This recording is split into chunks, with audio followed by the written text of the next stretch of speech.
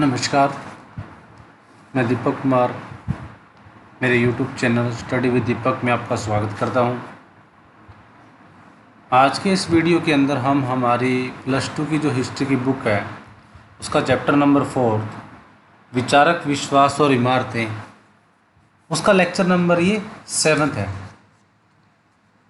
तो जैसा कि हमने लास्ट लेक्चर के अंदर डिस्कशन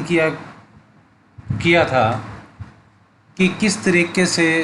जो स्तूपों का निर्माण है वो किया जाता था,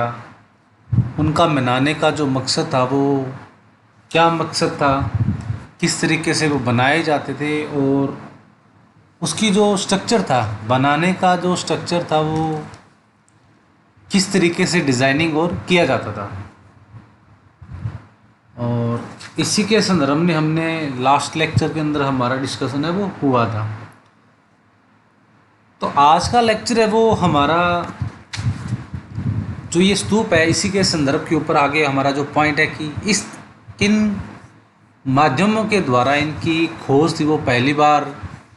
इतिहास के संदर्भ में वो की गई थी, किस तरीके से उनका वर्णन था वो किया गया था। और इसी के संदर्भ में हमारी जो मूर्तिकला जो स्थापना थी उसका किस तरीके से उल्लेख है वो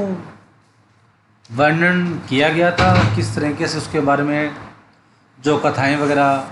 उसके ऊपर अक्सर इतिहासकारों के द्वारा कही गई थी, उसी के संदर्भ में हमारा आज का वीडियो ये है। तो चलिए आज का वीडियो हम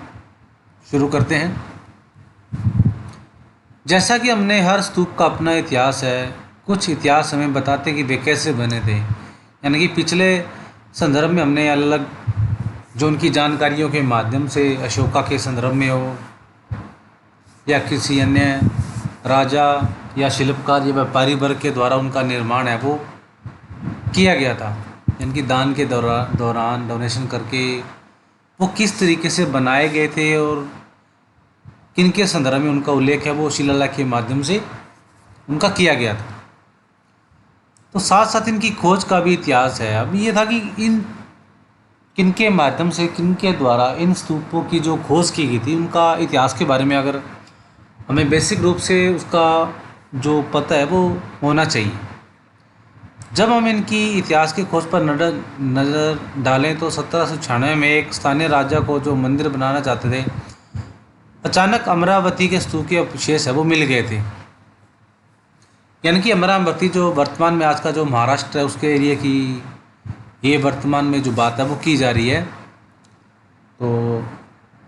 आपको कमेंट करके बताना है कि जो सांची का स्तूप है वो वर्तमान में किस राज्य के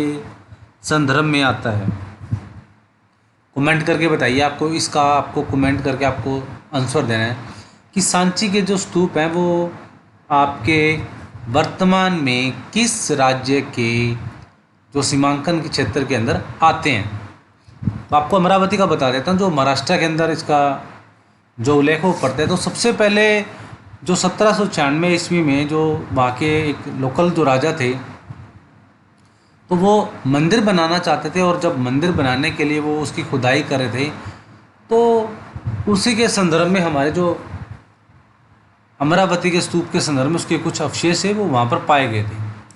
उन्होंने उसके पत्थरों का इस्तेमाल करने का निश्चय किया कि जो जिस तरीके से डिज़ाइनिंग के द्वारा वो जो स्तूप बनाए गए थे उनके जो पत्थर थे उन्होंने मंदिर बनाने के लिए उनके प्रयोग करने के लिए पत्थरों का प्रयोग है वो किया। ऐसा उन्होंने लगा कि इस छोटी सी पहाड़ी में संभवतः कोई खजाना छुपा हो सकता है, यानी कि उनको ये लगा कि शायद कोई ना कोई यहाँ पे राजा महाराजा के द्वारा कोई खजाना है वो छुपा हो सकता है। कुछ वर्षों के बाद कालीन मैकेंजी नामक एक अंग्रेज अधिकारी इस इलाके से गुजरे। हालांकि उन्होंने कई मूर्तियां पाई और उसका विस्तृत चित्रांकन भी किया, लेकिन उनकी रिपोर्ट कभी भी नहीं छप पाई। तो 1796 के बाद कुछ वर्षों के बाद एक अंग्रेज अधिकारी थे जो कालीन मैकेंजी के नाम से थे, और वो अमरावती के आसपास से गुजर रहे थे। और इसी के दौरान उनको कुछ मूर्तियाँ उनका जो वहाँ पे जो खुदाई करने से या उनका कुछ चित्रांकन करने से उनको कुछ रिपोर्टें वहाँ की मिली थी। तो उनके संदर्भ में ये सांची के स्तूपों के संदर्भ में उनको ऐसा कुछ मिला था वहाँ पर।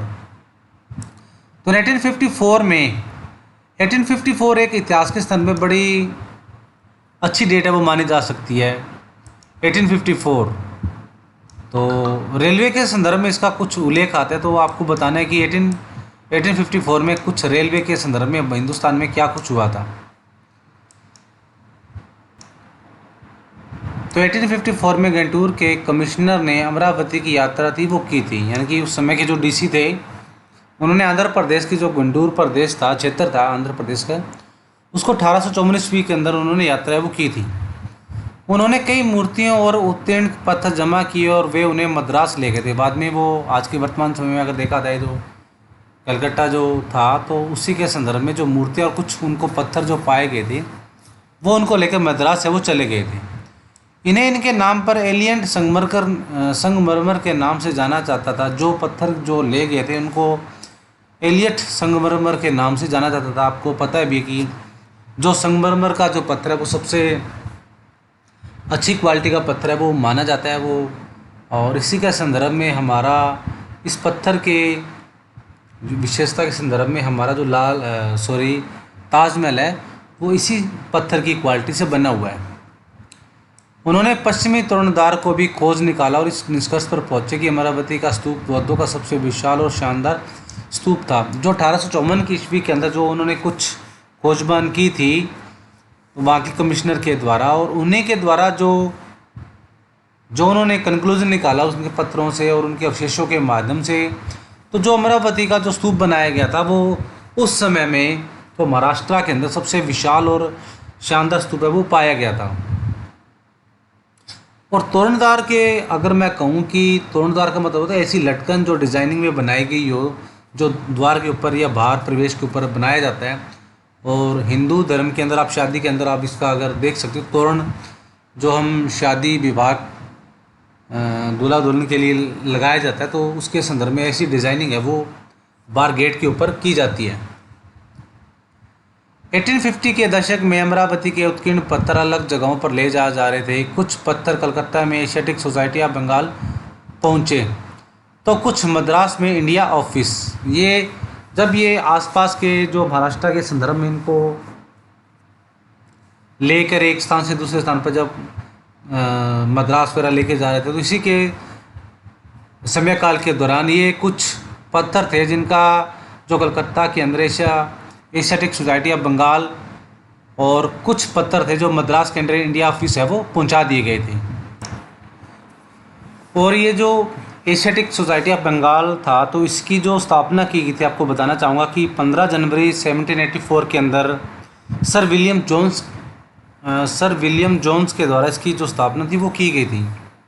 तो कुछ इसके पत्थर थे वो एशियाटिक सोसाइटी बंगाल में और कुछ पत्थर थे वो मद्रास में इंडिया ऑफिस के अंदर पहुंचा दिए गए थे। कुछ पत्थर लंदन तक पहुंच गए थे। कई अंग्रेज अधिकारियों ने बागों में अमरावती की मूर्तियां पाना कोई असामान्य बात नहीं थी। वस्तुतः इस इलाके का हर नया अधिकारी यह कहकर कुछ मूर्तियाँ उठा ले जाता था कि उसके पहले के अधिकारी ने भी ऐसा किया, यानी कि उसकी जो प्रसिद्धि और उनके पत्थरों के बारे में जो उत्कीर्ण या शिलालेख या जो कारीगरी इसके ऊपर की गई थी, तो उसकी वजह से, क्योंकि संगमरमर का पत्थर है, इसके संदर्भ में इसके बनाने के लिए, इसके उत्कीर्ण करने के लिए बनाया गया था। तो जो भी अंग्रेज़ अधिकारी उस समय के आसपास जो 1850 के दशक के आसपास जो महाराष्ट्र के अंदर इस इलाके में अधिकारी रहता था या आता था, तो वो कोई ना कोई पत्थर उठाकर अपने हिसाब से उसको ले जाता था। और बाकी जो धारणा ये बनी हुई थी, क्योंकि उसकी जो वास्तुकला थी इतनी विशेष रूप से बनाई गई थी कि जिसकी वजह से जो अधिकारी थे वो उनके अधिकारियों की वजह से ये प्रचलन में उनके आगे थे, यानी कि एक अधिकारी ले जाने की वजह से दूसरा अधिकारी उसको ले जाने के लिए अपना जो हक है वो समझता था इसको ले जाने के लिए। तो इस तरीके से हम उसको मान सकते हैं कि उसकी जो बनावट, उसकी शैली थी वो इस तरह से डिज़ाइनिंग की गई थी ताकि वो जितने भी अंग्रेज़ अधिकारी थे वो उसकी उत्कृष्ट कला से काफ़ी अधिक मात्रा में प्रभावित थे। पुरातत्ववेत्ता एच.एल. कोल इस मुट्ठी भर लोगों में एक थे जो अलग सोचते थे। उन्होंने लिखा, इस देश की प्राचीन कलाकृतियों की लूट होने देना मुझे आत्मघाती और असमर्थनीय नीति लगती है। तो भारतीय संदर्भ में हमारे आर्कियोलॉजिकल रहे हैं बड़े प्रसिद्ध एच.एल. कोल। उनकी कई बार कोटेशन भी कई बार इतिहास के संदर्भ में कई बार आ जाती है। तो उन्होंने इस प्राचीन सभ्यता के बारे में एक अलग जो उनकी सोच थी उनको बताने की कोशिश की कि किस तरीके से जो भी इस देश के प्राचीन इतिहासों के संदर्भ में जो अधिकारी या जो अंग्रेज़ लोग थे, ब्रिटिश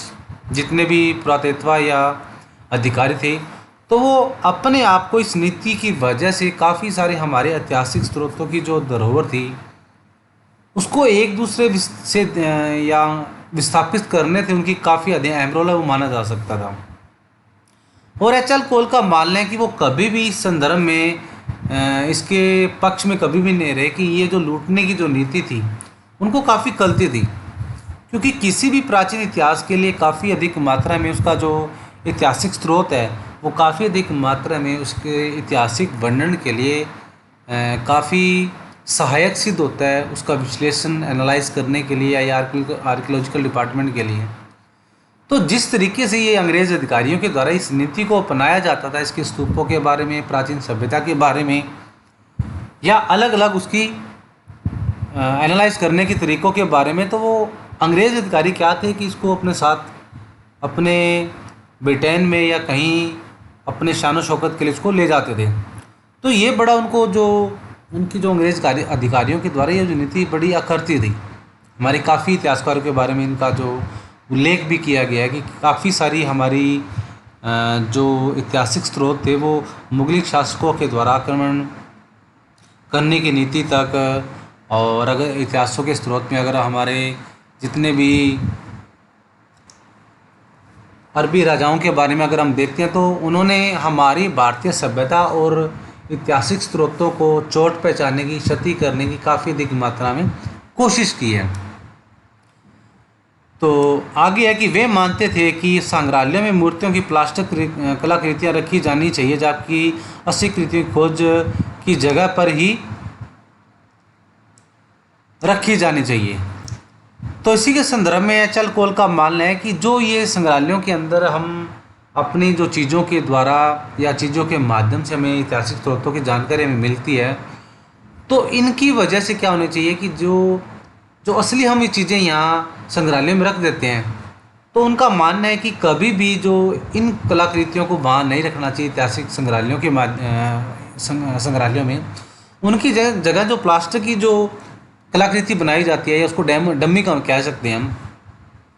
उसको वहाँ रखना चाहिए संग्रहालय के अंदर, ताकि उसकी जो असल में जो उसकी जो उपलब्धता है या जो नीति है या उसकी जो विशेषता है वो उसी जगह पे स्थापित रहनी चाहिए जहाँ उसकी वो नीति वो जो शिलालेख है या कोई भी प्राचीन सभ्यता है, संबंधित कोई स्थान है, कोई जगह है या कोई वस्तु है, वो वहीं रहे, ताकि उसकी जो विश्वसनीयता है वो बनी रह सके। तो दुर्भाग्य से कोल अधिकारियों को अमरावती पर इस बात के लिए राजी नहीं कर पाए, लेकिन खोज की जगह पर ही संरक्षण की बात को सांची के लिए मना लिया गया। तो एच.एल. कोल का मानना है कि जो भी अधिकारियों के द्वारा हमारी ऐतिहासिक स्रोतों का विस्थापित या उनका ले जाने की वजह से वो कभी भी इस पक्ष से सहमत नहीं हो पाए और कभी भी उन्होंने इस बात के लिए पक्ष नहीं किया कि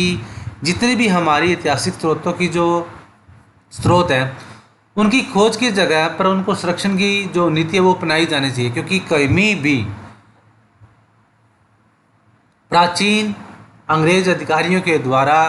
खोज नीति की जगह पर संरक्षण की नीति है वो नहीं अपनाई गई थी। ऐतिहासिक स्रोतों को उसकी मिटाने की कोशिश की गई या फिर उनको ले जाने की कोशिश है वो की गई थी।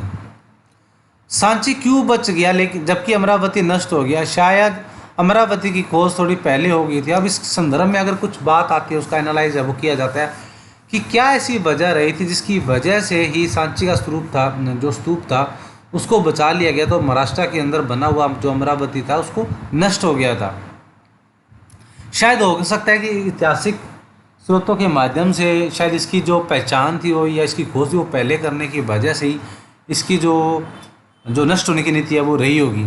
तब तक विद्वान इस बात के महत्व को नहीं समझ पाए थे कि किसी पुरातात्विक अवशेष को उठाकर ले जाने की बजाय खोज की जगह पर ही संरक्षित करना कितना महत्वपूर्ण था। यानी कि जितने भी विद्वानों के द्वारा या पुरातात्विक स्रोतों या अंग्रेज अधिकारियों के द्वारा इस नीति के माध्यम से जो प्राचीन पुरातात्विक जो अवशेष पाए गए हैं उनको खोज करने की जो नीति की वजह से या उनको ले जाने की वजह से वो कभी भी उसको प्रिजर्व करने की कोशिश उनको नहीं किया गया, यानी कि संरक्षित करने की कोशिश वो नहीं की गई। और अगर संरक्षित करने की कोशिश वो की जाती है, उसको बचाने की कोशिश वो की जाती, किसी भी प्रकार से इन स्रोतों की सुरक्षा करना प्रदान किया जाता, तो शायद हमारे ऐतिहासिक स्रोत उनको बचा लिया जाता। 1818 में जब सांची की खोज हुई, इसके 3 तोरण द्वार तब भी खड़े थे, चौथा वहीं पर गिरा हुआ था और टीला भी अच्छी तरह हालात में बना हुआ था। जब इसकी खोज की गई थी पहली बार, तब इसके जो 4 द्वारों में से सिर्फ 3 द्वार थे वो खड़े हुए थे और एक द्वार ऐसा था जो गिरा हुआ था, और जो बनाने का जो बीच वाला जो हिस्सा जो टीला था वो अच्छी तरह से अच्छी हालात में बना हुआ था। तब भी यह सुझाव आया कि तोरण द्वारों को पेरिस या लंदन भेज दिया जाए, तथा कई कारणों से सांची का स्तूप वहीं बना रहा और आज ही बना हुआ है, जबकि अमरावती का महाचैत्य अब सिर्फ एक छोटा सा टीला जिसका सारा गौरव नष्ट हो चुका है। अब आज के संदर्भ में अगर इसके जो सांची का स्तूप के संदर्भ में अगर देखा जाता है, उसको जो संरक्षित करने की नीति थी वो अपना ली गई थी, और सुरक्षित अपनाने जो नीति अपनाने की वजह से ही ये कहीं ना कहीं इसकी खोज जो खोज होने की बाद इसको पेरिस या लंदन के अंदर विस्थापित है वो नहीं किया गया था,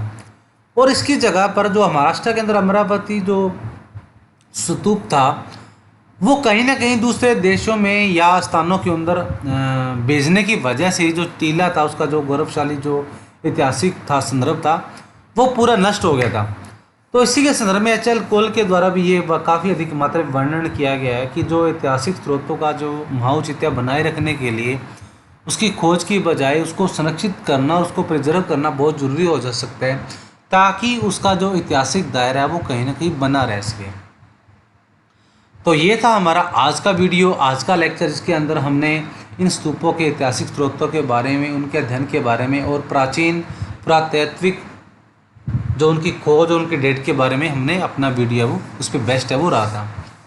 तो आज का वीडियो इतना ही, और लेकिन जाने से पहले अगर मेरा वीडियो आपको पसंद आए तो इसे लाइक करें, इसे दूसरे बच्चों के साथ शेयर करें,